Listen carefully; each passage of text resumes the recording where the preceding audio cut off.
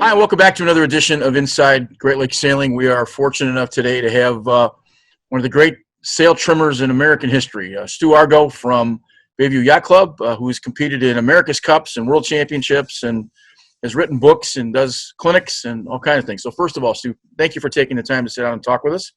Oh, it's great to be with you, Greg. Happy to be here. Did you compete? I'm just curious, before we get into the nitty-gritty, did you compete in any of the Mackinacs this year? The Chicago Mackinac was canceled early on, but the Bayview Mackinac went forward, and unfortunately, one of our guys tested positive the Saturday morning of the start of the port here in the Mackinac, and we decided it would be better for the team and for the sailing community entirely to bail out. So instead of taking a left turn out of Port Huron to go up Lake Huron, we took a right turn and went back to Detroit Yacht Club. Okay. Well, sometimes that makes sense. Yeah. I guess we'll start at the beginning. You went to Grosse Pointe North. I want to point out that you were a wrestler in high school. You spent 4 years wrestling, and I guess a pretty good wrestler.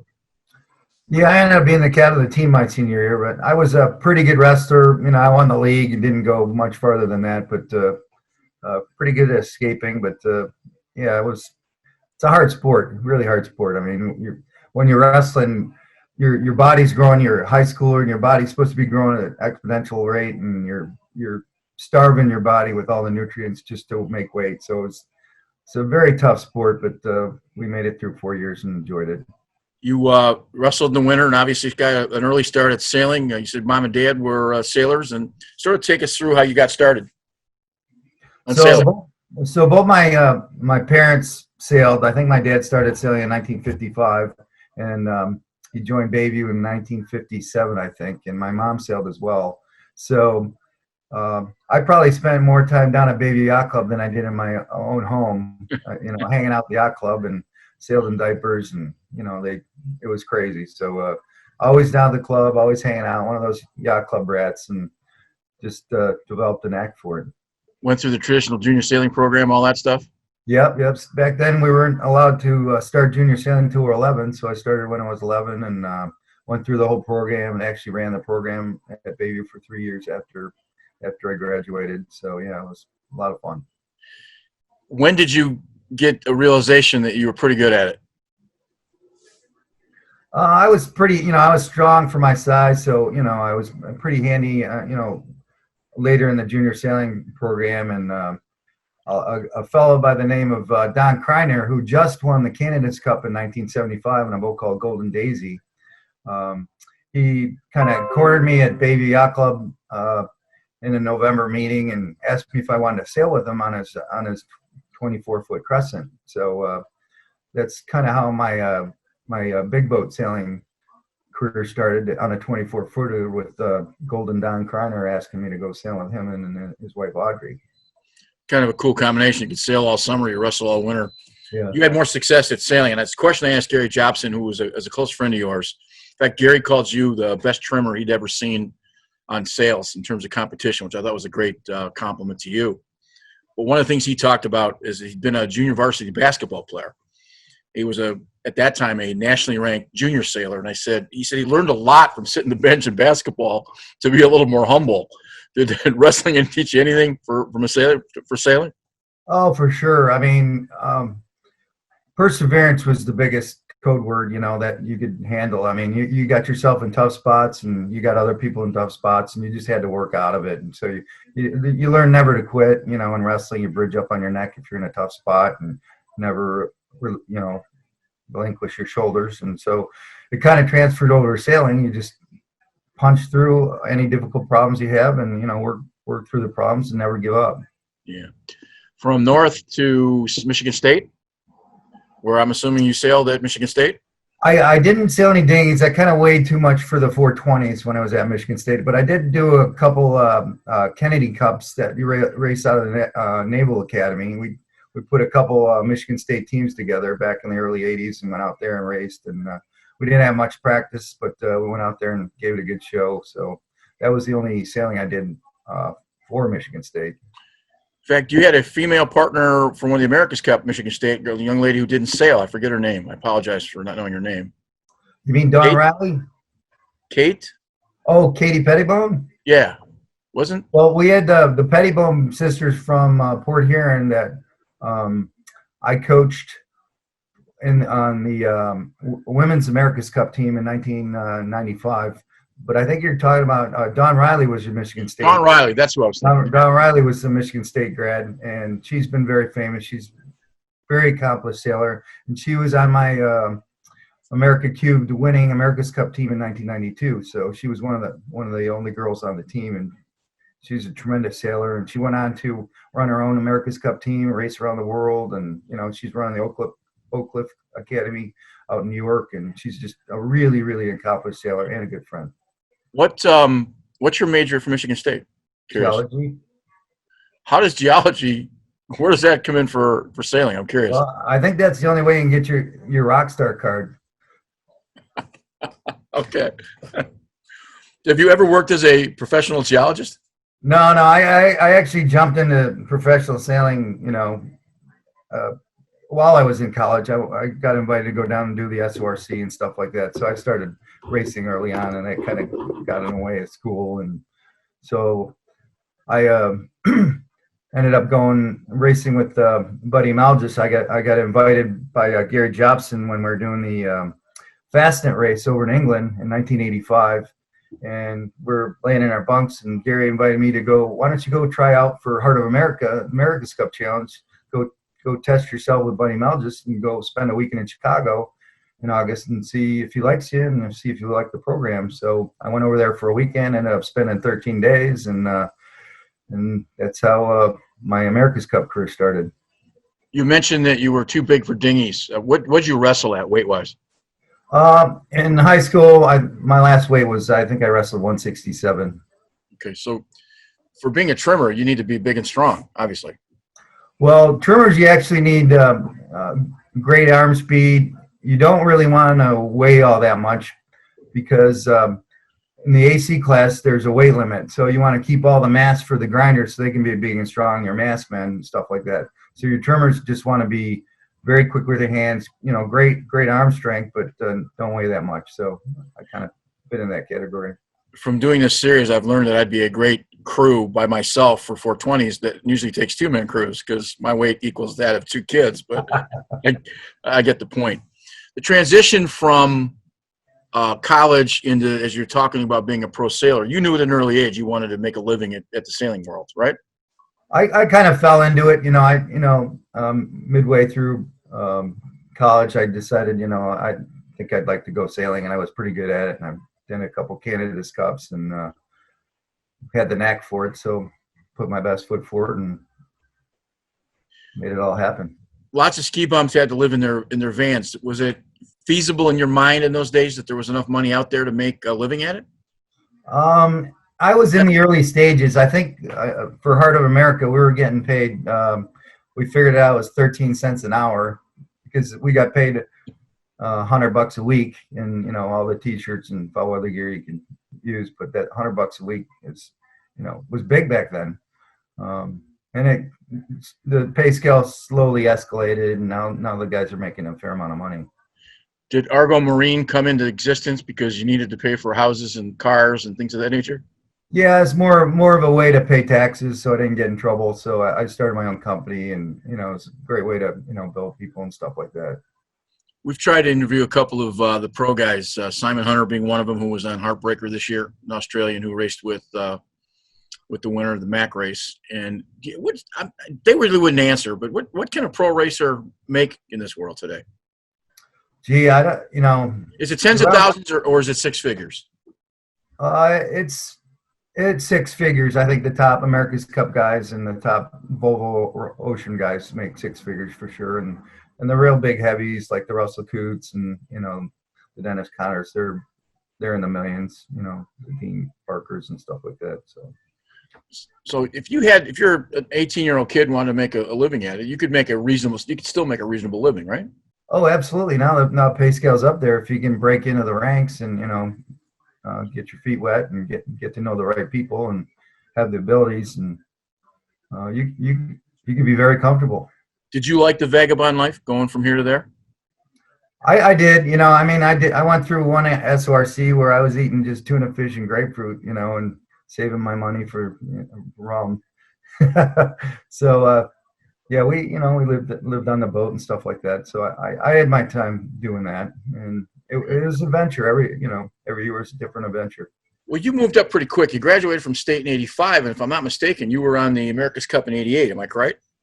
Yeah, we actually we started training in the February '86 in San Francisco on Clipper with Buddy Malgis. So I started right away, and that whole year was sailing Clipper, and then we launched Heart of America and brought it down to Australia and did the trials down there. So yeah, I jumped right into it. '87, '88, and '89 were really an interesting world because it pretty much changed America's Cup as we know it. Dennis wins it back in '87. '88, they beat the Australians. No, they beat the Kiwis because that was the first time the Kiwis. Yeah, that was the 140-footer versus the catamaran. Well, that was '89. I thought that was '88. No, '88 they beat the Kiwis because that was Michael Fay's first entry into the race, and then they went into '89 is when they had the monohull against the catamaran. In fact, that they only raced twice, and that's when New Zealand said we're not gonna race, we're not gonna go through it, and went back to the courts. We went through the whole process because in '87 he'd won it back from when he'd lost it. Dennis Conner, right. Yeah, I was down in Australia racing with Heart America. That was '87 for sure. Yeah, I was in San Diego in those days, and actually it was a newspaper guy, and I've told the story a couple of times, but in '88 when they brought it back to San Diego, '89 because he defended when he won. He won '88 down there. He won in '87 down there. Spring '87, he brought it back to San Diego then. Right. So anyway, '88, we all worked. '88 and '89, they used to hire us as publicists and working for the syndicate as volunteers. And the '89 one, if you remember '89, when they had the spinnaker, when it came around with the Marlboro spinnaker, and then the New Zealand guys put up the Surgeon General's warning sign. If you remember that spinnaker at all? No, I don't. I was right downtown San Diego. They came around the curve, and up goes the big Marlboro cowboy. And we had got the idea of putting up a Surgeon General's sign. But the point to that I'm talking about, those 3 years, it really changed the way America's Cup operated because it had been 12 meters to that point, and you'd spent a lot of time on Stars and Stripes, if I'm not mistaken. No, I sailed on Heart of America, and okay. So I didn't sail with Dennis at all on Stars and Stripes. Okay. Well, I guess what I'm going to ask you is that you've spent some time sailing with the Kiwis. Am I correct? On Oracle? On Oracle, yep. That kind of changed the premise because a lot of teams prior to '88 were all if you were an American boat, you were an American sailor. Is that not accurate? For the most part, there was some, a couple individuals like Andy Rose was an American. He sailed for the Australians in '77 or something like that. And, there was a couple one-offs from year to year, but it wasn't like a majority of the team that was not nation related. So it increased after that. I guess my question is, having gone to court back and forth with changing the boat from a 120-foot monohull to a catamaran, changing a lot of multinational crews came after that in the '90s and into the next century. Do you see that was having been a part of that whole thing? Did you see that as a major changing point in competitive sail racing? Well, I think it made some of the teams a lot closer. Like, if you were like a French team, you didn't have all the big boat experience on 12 meters or whatever, even though they had a few experienced guys, you could hire a couple U.S. guys or a couple Kiwis, make your boat better. I went over and actually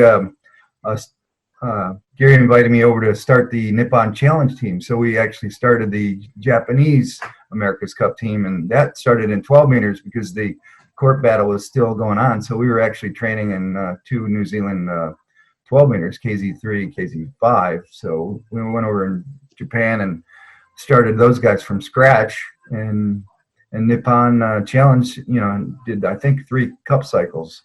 The first one we started, and then I think they did 2 more after that in San Diego. And one reason I'm asking the question is that sailing was on the front page of Time and Newsweek was on the front page. It had a lot more cachet as far as the public goes. And I think over the last few years, it's lost its luster. That's the right thing. You certainly can see the Big America Cup catamarans on television, but it seemed to have its zenith at that point from a popularity standpoint with the regular crowd, not necessarily the sailing crowd. Is that even close to being Yeah, accurate? I think the general public and a good portion of the sailing community would like to see more nationalism into the sport, so that'd be kind of cool if, the U.S. teams were, if not all U.S. guys, just mostly U.S. guys, and, the New Zealanders, and Australians, and French, and etc. I think that would drive more nationalism and bring more spectators in and more interest for sure. Where do you think we are as a country in terms of sailing in an international community? Are we near the top as far as having the quality of sailors that are out there sailing at the moment? I think that we're up there. The last few cycles of the Olympics, we've stumbled a bit, so that's a little troubling. I'm not really into the Olympic scene, but we have some talented guys, and I don't know. There's smarter people that know why our Olympic team has kind of failed the last couple cycles, but we're right in the America's Cup all the time. American Magic is a really strong team. They got really capable people, and they're probably one of the front runners for sure because they've got more practice, more time on the boats and stuff like that. So they're going to be a tough team to beat, and obviously the New Zealanders are always tough. So we'll see how that goes. But in offshore racing, U.S. teams are good, and we need to fix that Olympic problem. Do big boat sailors, skippers, captains, tacticians, do they need small boat experience? I keep hearing that, but I see that some big boat guys are just good at big boats. It helps to be well-rounded for sure. You can gain a lot of knowledge, how to work a big boat like a small boat for sure. So the small boat, I started in small boats, and a lot of good big boat sailors started in small boats. That's how you get your feet wet. And I think to be well-rounded, you get a base where you can actually, you get your mindset where you want to sail a big boat like a small boat and get the most out of it rather than just lumbering around on a big boat. So it helps. It generally helps a lot. In talking with a lot of U.S. sailing committee members and John Pierce, the U.S. Sailing Youth Director, the numbers nationally are going down. There's just not as many kids.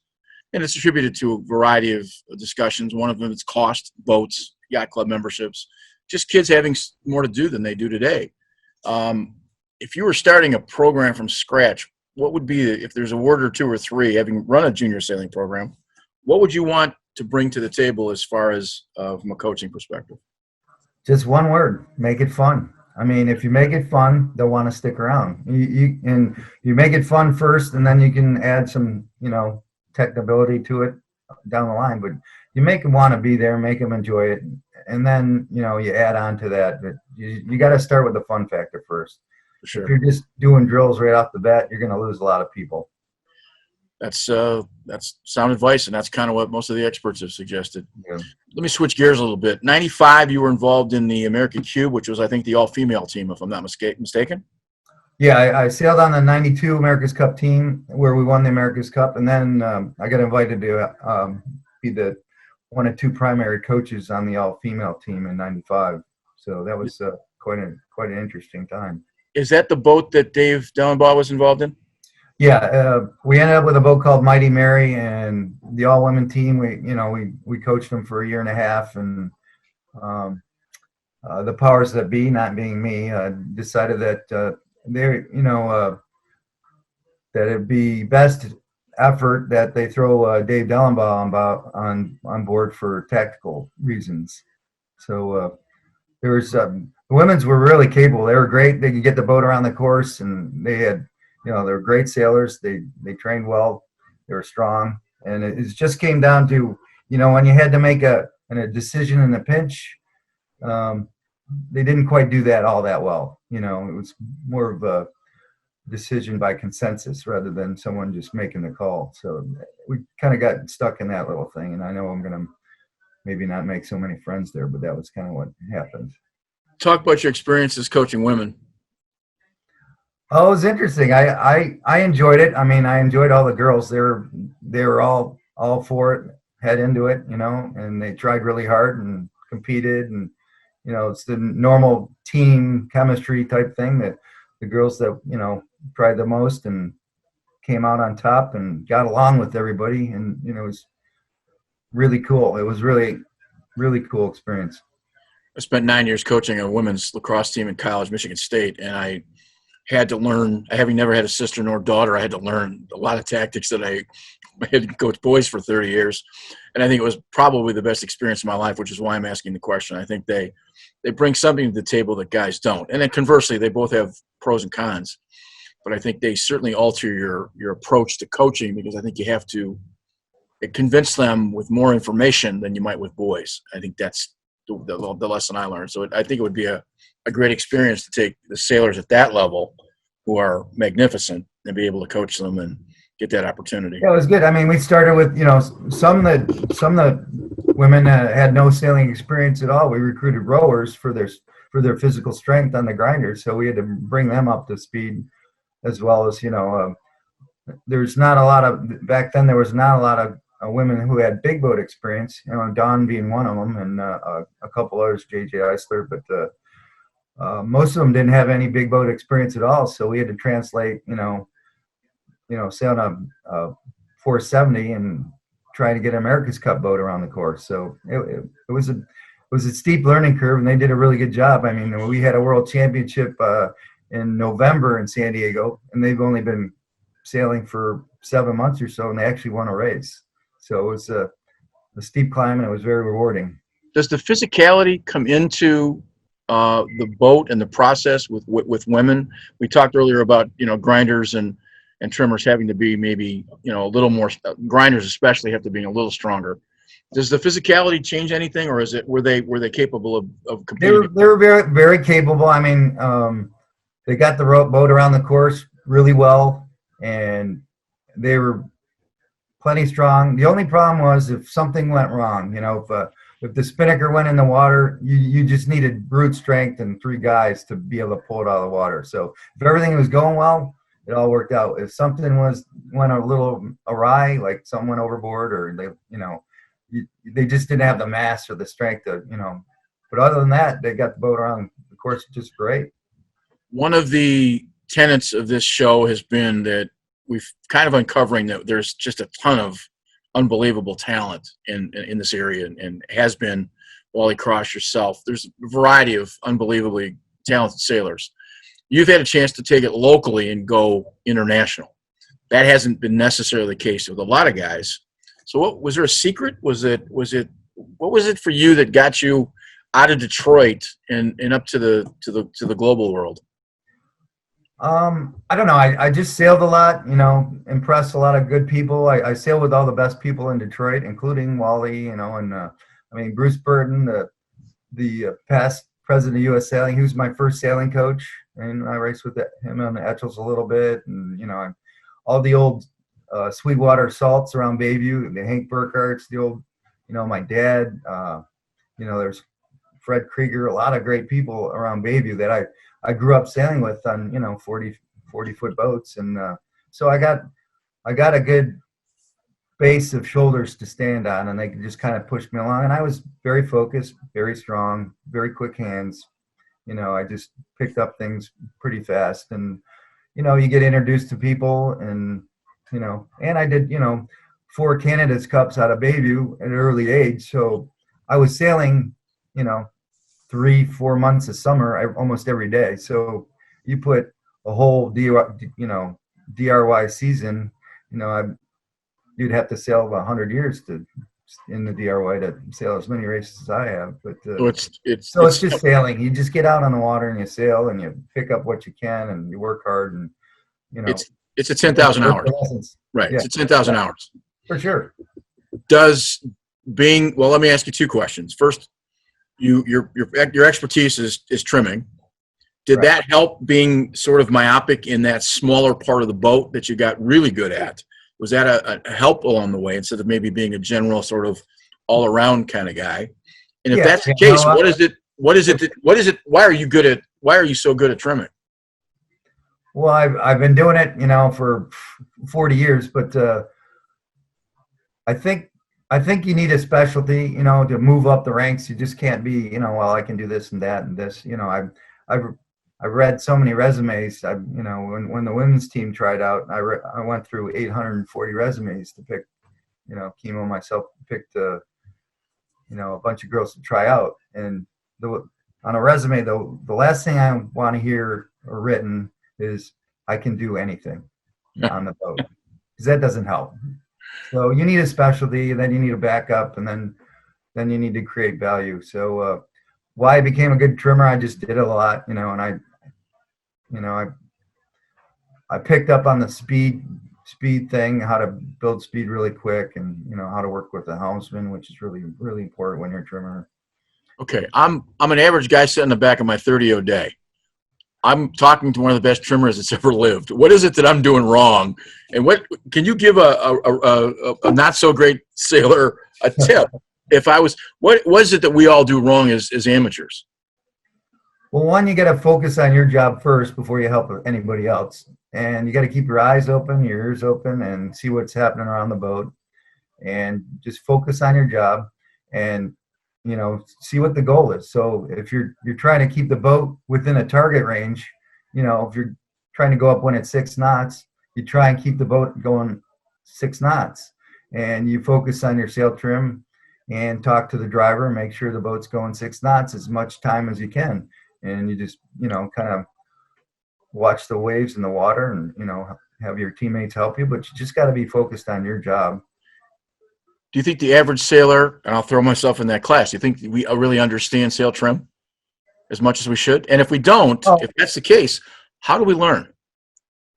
I think it's more a matter of focus. See, I was always focused, so I was focused on my job. If you're just hanging out, holding on the jib sheet and looking around and talking about the guy pulling the fore guy, you're not focused on your job. So first you got to focus on your job, make sure your end's covered, make sure the boat's going fast, then you can help other guys. So I was always thinking ahead. So you got to always think 3 moves ahead. What's going to happen next? What could go wrong? How do you help your driver drive better? How to Buddy Mel just always said, you got to present the boat to Mother Nature where she likes it best. So you got to make sure the boat's presented to the wind that you're getting, not what you had. Okay, and so on Lake St. Clair, which is swirling winds most of the time, yeah. It's not like I lived in San Diego for a long time, and it was always prevailing. It was an easy place to sail because you always knew it at 12:30 when the wind came up. It was coming out of the southwest, and that's the way it was going to be.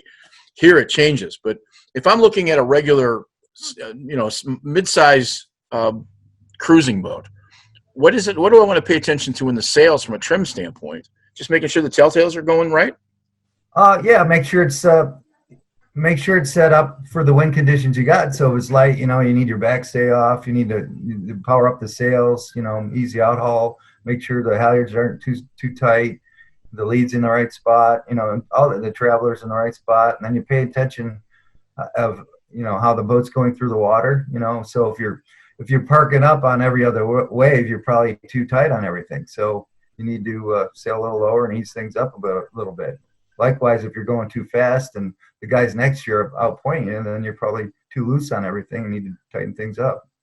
So relative speed helps too. Does the boat make the crew, or does the crew make the boat, especially at the international level? Is a great crew on an average boat still slow?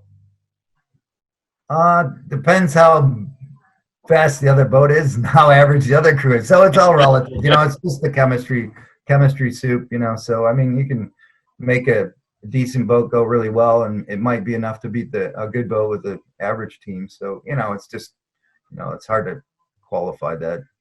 Do you notice, and I'm just curious from a coaching standpoint, do you see why Dennis Conner or Gary Jobson or you are better than the other 7 guys behind you? Is there something that those guys have that the average guy doesn't have?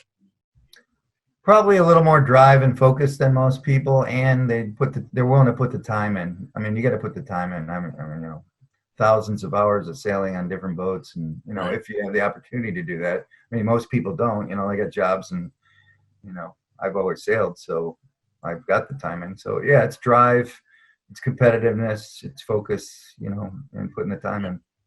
We've had this long discussion in lacrosse that young women are being hired, young men are being hired too, into jobs because they were good players.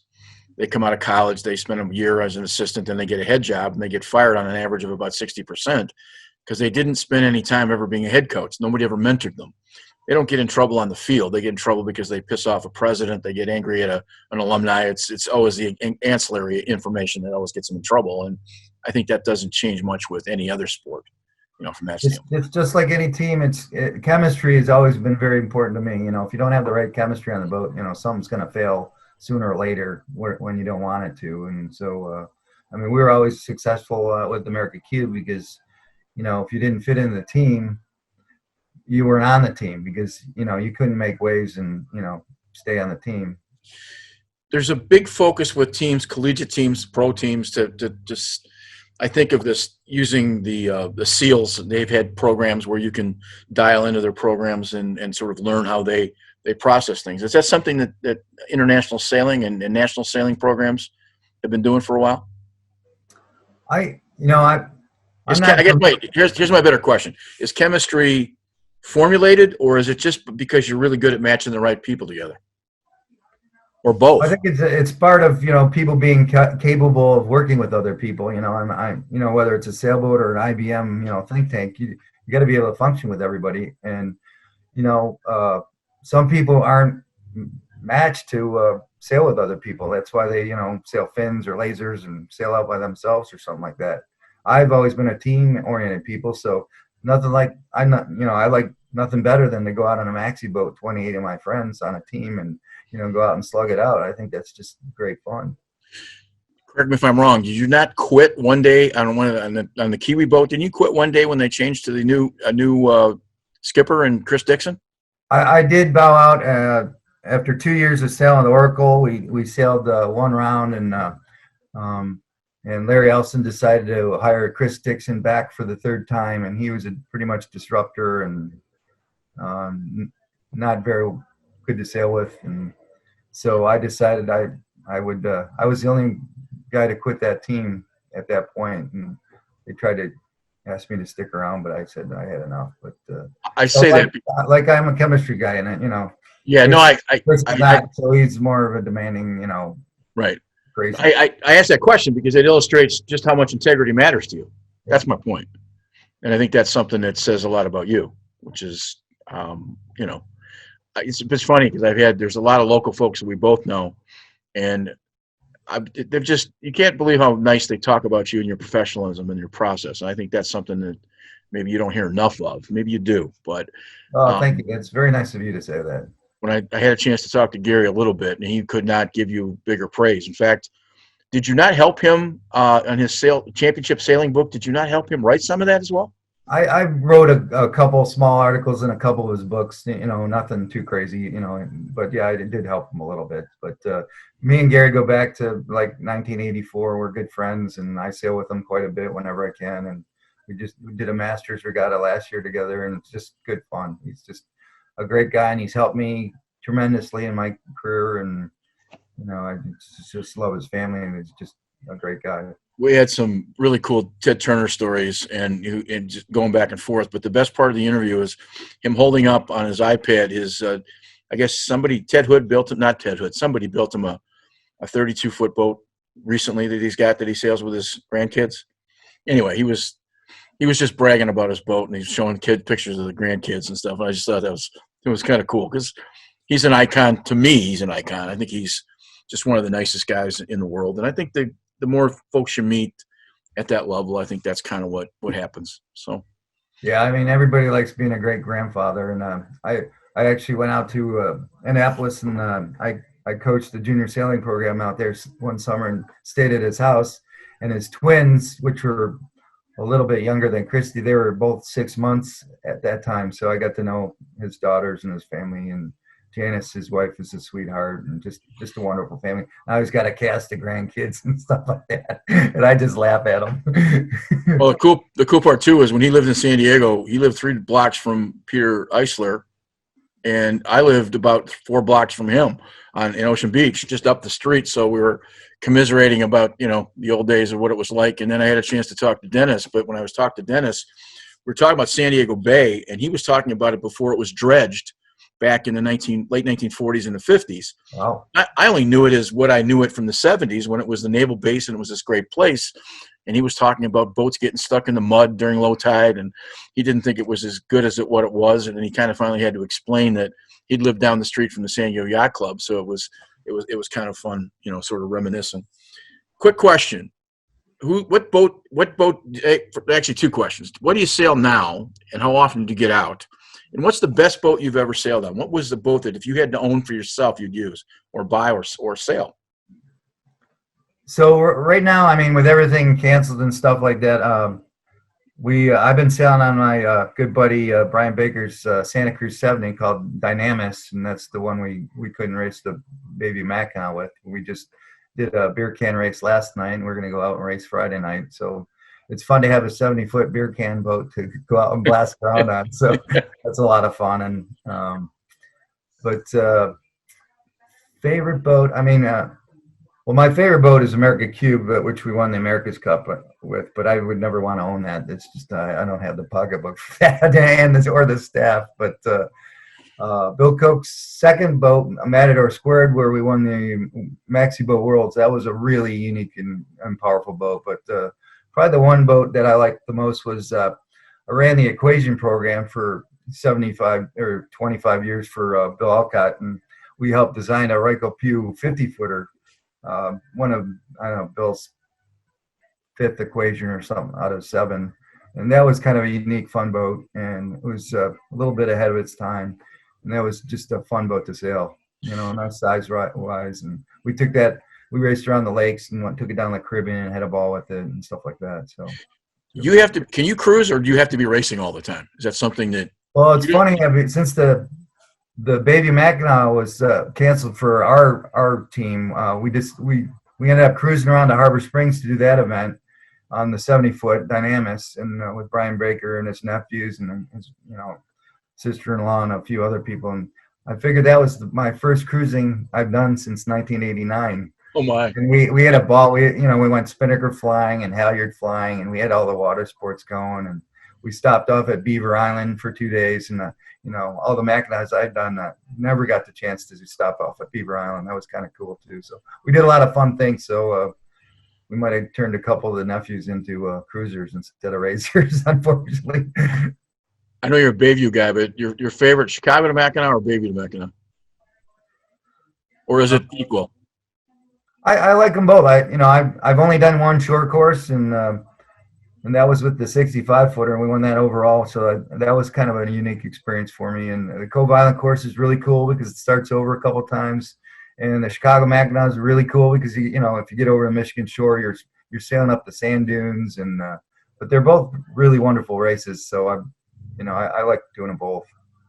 I don't like to ask who the worst guy you ever sailed with is, but do you have a favorite guy? A favorite guy? Yeah, I mean, I enjoyed sailing with Buddy Malthus. It was quite an honor and great. And Gary Jobson's always been awesome to sail with. He's showed me a lot over the years, and those two guys are really wonderful. And I've got a couple close friends that I like sailing with from around here that I enjoy sailing with. Last couple questions. I keep talking, and I say this as a complete sidelight. If you're wearing a helmet when you're sailing, is it sailing? And I say, watching all of these GP races and seeing these guys outfitted like they're, militia guys. They've got so much equipment. I understand why, but I keep saying that it isn't sailing. And then the second part of the question I've got, and this is a more practical question. We are, in fact, Mike Cowan at your own club, we are trying to find an intermediate boat between a 420 and an Optimist that would make sense because it's the jump from a junior sailing standpoint. And there are now foil boats, small foil boats for kids to sail and for younger sailors to use. And if you want kids to become better at the sport, if they emulate what they see on TV, I'm wondering if foil matters. But maybe you talk about, is sailing when you're wearing a helmet, and talk a little bit about foils. Well, it's to each his own. I mean, I think there's, so many niches in sailing. You just pick which niche you like. I mean, if you want to go out racing, America's Cups with helmets and rebreathers and, God save me hooks and whatever else, you can do that. I think it's good, and or if you want to just do your two-handed racing with your cruising boat, I think that's great. And digging sailing, I like that there's a number of options out there. So keeping the kids involved, I think great focus needs to be put on, keeping the kids involved after they become adults, once they come out of college. And I know there's been a lot of discussion over that the last couple of years. So we certainly need to keep that discussion the primary focus, to keep young adults back into sailing. Cool. What's next on the agenda for you? Let's see. We have the Edison Boat Club Friday night race this Friday night, and we'll be doing that on the Santa Cruz 70 Dynamis. And as some of you know, Edison got knocked down this year because DT sold the property, and so the race is going on, and but the club's no longer there. Should point out it's a night race. Yeah, we're starting at like 7 p.m. and it's a short race, and we race down the river and finish in front of. I don't know. I got to actually look where we finish. We finish up at it. Are you guys involved in the Crescents Regatta? I think we're going to do that as well. Yeah, I think they moved that to a Sunday, so yeah, it's unusual. So I think we're going to do that as well. Very cool. Yep. Well, good. Well, listen, I really appreciate the time you've spent. This has been really wonderful to talk to you, and I just wish you what's left of the summer to be safe and have a great sailing rest of the summer. And again, thanks for your time. Greg, my pleasure. It's been great talking with you, and it's been fun. And call anytime. All right. Thanks again, Stu. All right. Good night.